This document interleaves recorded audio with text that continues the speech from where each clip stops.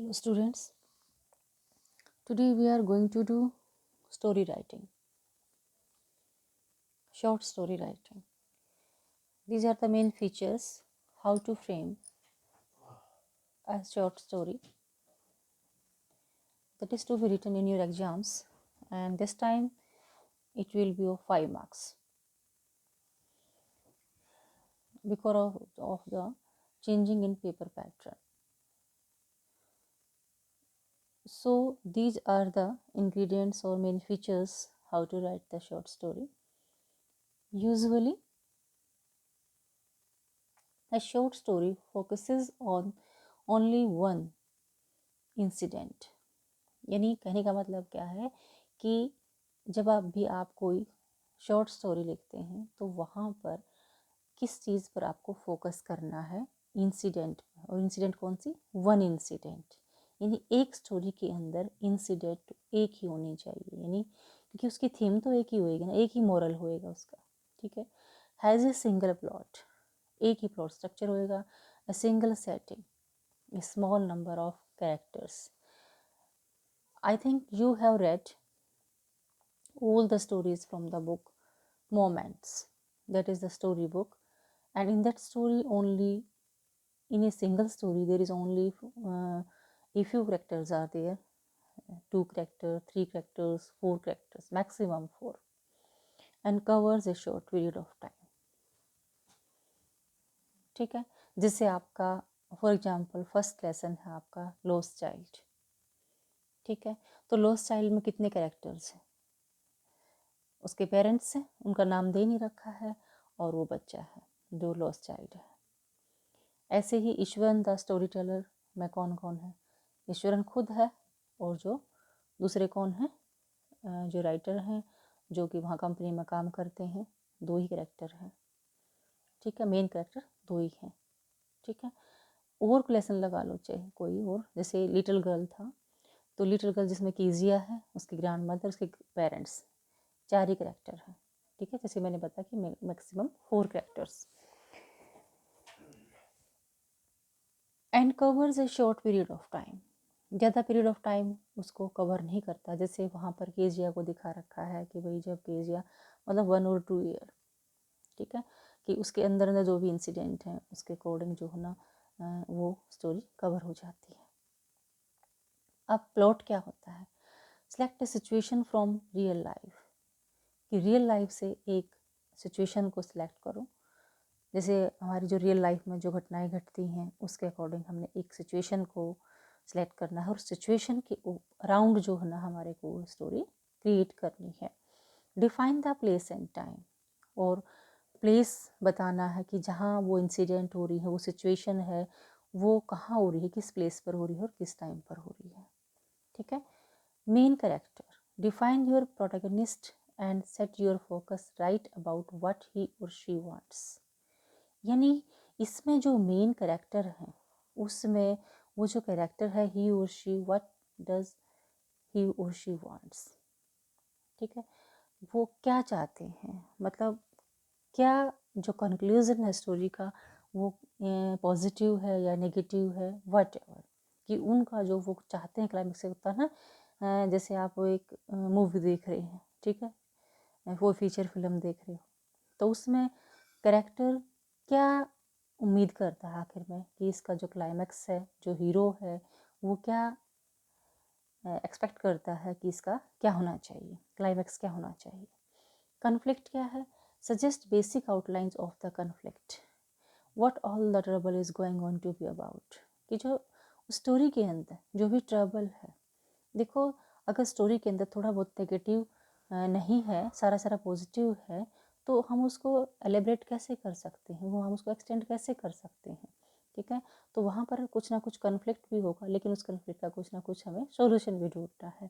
The complication describes all the troubles and incidents of action dramatised into scenes, यानी जो भी action उस problem को सॉल्व करने के लिए दिए जाएंगे, वहाँ पर इंसिडेंट्स दिए जाएंगे उस ट्रबल को सॉल्व करने के लिए, वो ड्रामेटाइज होंगे। नेक्स्ट है dramatic intensity, after number of crisis a climax is reached, यानी बहुत सारे ट्रबल्स से, क्राइसिस से निकल के जो है ना हम क्लाइमेक्स पर पहुंचते स्टोरी के अंदर। Then comes the turning point, फिर एक टर्निंग पॉइंट आता है and the beginning of the end, यानी जैसे ही वो टर्निंग पॉइंट आता है बहुत सारी प्रॉब्लम के साथ साथ साथ साथ तो टर्निंग पॉइंट आने के साथ ही हमारी क्या है कि स्टोरी का एंडिंग शुरू हो जाता है।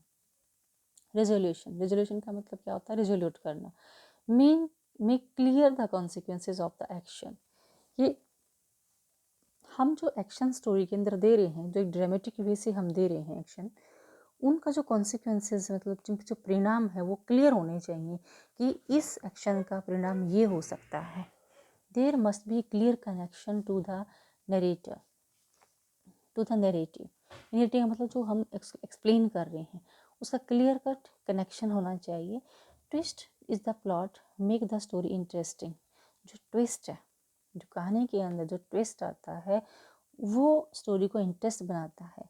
इनोवेटिव यूज़ ऑफ लैंग्वेज, यानी innovative language, use of language, यानी लैंग्वेज कैसी होनी चाहिए? इनोवेटिव होनी चाहिए। And the structure fused with humour, और जो उसका स्ट्रक्चर है उसमें कुछ ह्यूमर भी होना चाहिए। Haunting images and style add flavour, ठीक है। हंटिंग इमेजेस का मतलब क्या है कि जो स्टोरी के अंदर जो इमेजेस हैं, यानी स्टोरी को पढ़ के एकदम से जो पिक्चर है वो माइंड में क्लियर होनी चाहिए कि हाँ ये स्टोरी चल रही है, और ऐसे के ऐसे जो है ना वो इंसिडेंट जो है ना हमारे माइंड में क्लियर होने चाहिए। उसको बोलते हैं हंटिंग। हंटिंग का मतलब क्या है कि बिल्कुल हमें उनके अंदर, चाहे वो इमोशनल है चाहे वो इमोशनल है, हमारे माइंड के अंदर वही पिक्चर की वही की वही बन जाए। एंड स्टाइल एंड फ्लेवर, और उसमें थोड़ा सा हास्य का फ्लेवर भी होना चाहिए और स्टाइल भी होना चाहिए। तो मैंने आपको 2 स्टोरी करवाई थी उस दिन। जैसे एक तो ये थी, complete the following story, it has to be scary story that try terrifies people, give a stable title to your story, ठीक है। ये आपकी जो वर्कशीट है उसमें भी मिलेगी आपको, क्लियर। तो ये थोड़ा सा ना टेरिफाई करने वाली है कि लोगों को, यानी यहाँ टाइटल देखिए इसका, ये तो दे रखा कि कैसे कैसे करना है। ये इसमें 2 लाइन दे रखी जो कि स्टार्टिंग ऑफ द स्टोरी है। तो आपका क्या ऐसे हो सकता है कि स्टोरी की एंड भी दे सकता हो, स्टोरी का स्टार्टिंग भी दे सकता हो, स्टोरी को जैसे बीच बीच में फ्रेजेस में भी दे सकता हो, ठीक है, रैंडमली। तो वो आपको, यानी वहाँ से आपको समझ आ जाएगा कि स्टोरी का जो थीम है वो क्या होनी चाहिए, ठीक है। जैसे यहाँ पर है, I stopped my scooter in front of an old and dilapidated building. Dilapidated का मतलब क्या है? जो डिस्ट्रक्टेड है। A haggard, skinny old man with drooping shoulders came towards me. Don't go in, sir, he whispered. It is dangerous. ठीक है, ये है स्टार्टिंग। उसके आगे क्या हो सकता है? जैसे उसका डिलेपिडेटेड बिल्डिंग है, कोई आपको बाहर खड़ा है, मना कर रहा है अंदर जाने के लिए, तो क्या हो सकता है? इट मे बी हांटेड प्लेस, ठीक है। हांटेड प्लेस का मतलब क्या है? जो कि जो एक नेगेटिव एनर्जीज से, जो जैसे जो हम बोल सकते हैं घोस्ट, ठीक है, उनसे वो मतलब हांटेड है, वो गिरा हुआ है, ठीक है। तो अंदर जाके आप इमेजिन कर सकते हो कि वहाँ पर क्या होना चाहिए। तो इसी के ऊपर ये स्टोरी बेस्ड है। जैसे I stopped my scooter in front of an old and dilapidated building, ठीक है। जैसे मैंने एक सारी स्टार्ट की कि भी मैंने डिलेपिडेटेड बिल्डिंग के सामने, पुरानी बिल्डिंग थी उसके सामने मैंने स्कूटर रोका। A haggard, skinny old man with drooping shoulders came toward me. यानी ड्रूपिंग का मतलब झुके हुए शोल्डर थे। स्किनी ओल्ड मैन, बिल्कुल पतला सा, मतलब भद्दा सा। Don't go in sir, he whispered, वह थोड़ा सा जैसे बड़ी धीमी आवाज़ से बोला कि don't go in sir, it is dangerous. I got angry at the old man and asked him to go away, मतलब मैंने को गुस्सा आया और मैंने कहा दूर जाओ। As I had to prepare a report on old forts, forts as a part of museology course, क्योंकि मैं म्यूजियोलॉजी कोर्स कर रहा था और उस कोर्स के अंडर में जो है ना मुझे एक ओल्ड फोर्ट्स के ऊपर रिपोर्ट तैयार करनी थी। मुझे अपने काम से मतलब था। He murmured something and stared at me with strange expression, वो बुड़बुड़ाया और उसने मेरे ऊपर घूरा और बड़ी स्ट्रेंज एक्सप्रेशन दी उसने। For a moment a chill ran through my spine, मतलब होता है ना जैसे बिल्कुल शरीर से के अंदर से कोई चीज़ निकल जाना। spine and I stood but I shrugged off the feeling. मैंने मतलब मैं थोड़ा सा हिला, ठीक है, मतलब थोड़ा सा मैंने फील तो किया कि भी हाँ मुझे अच्छा नहीं लगा. I shrugged off the feeling and entered through the rusty gate. Rusty का मतलब जो बहुत इसके ऊपर जंग लगा हुआ था. The atmosphere was eerie and the air was still. Atmosphere बहुत ही घुटन वाला था और एरी थी वो, जो एयर थी वो बिल्कुल नहीं थी वहाँ पर. The withered winds on the walls of the building looked like veins on the hands of some witch.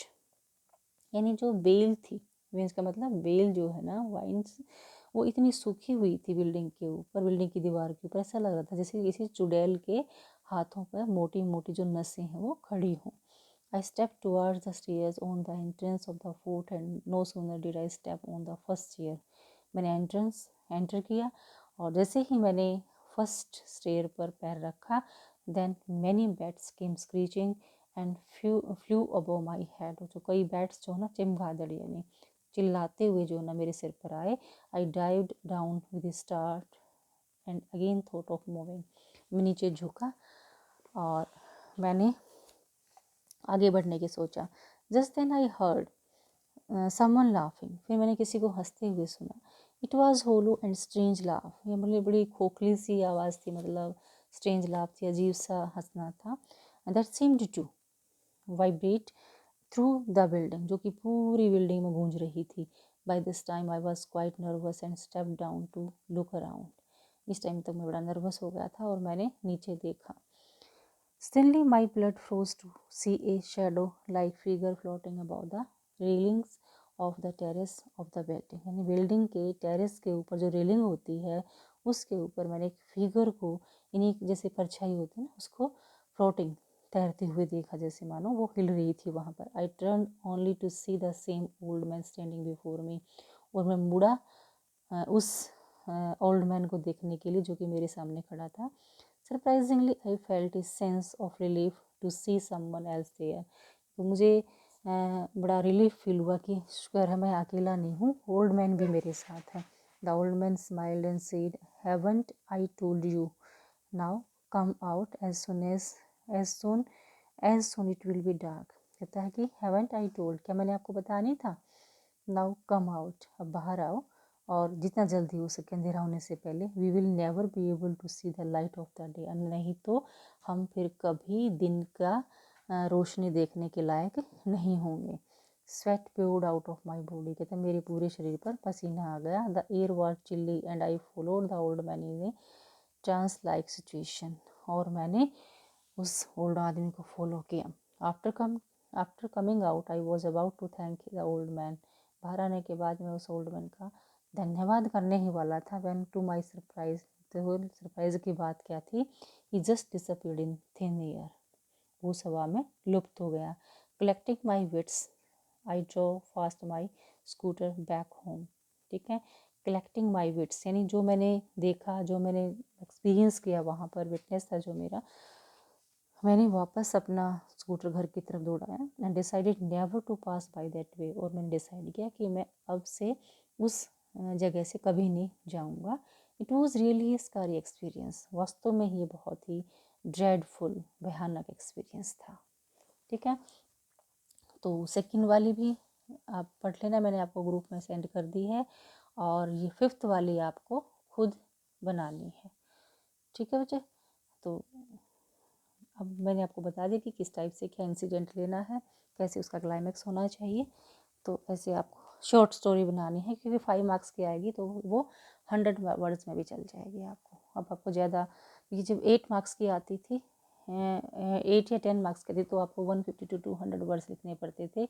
लेकिन अब 5 मार्क्स की आ गई तो आपका 100 वर्ड्स में काम चल जाएगा. Okay, bye.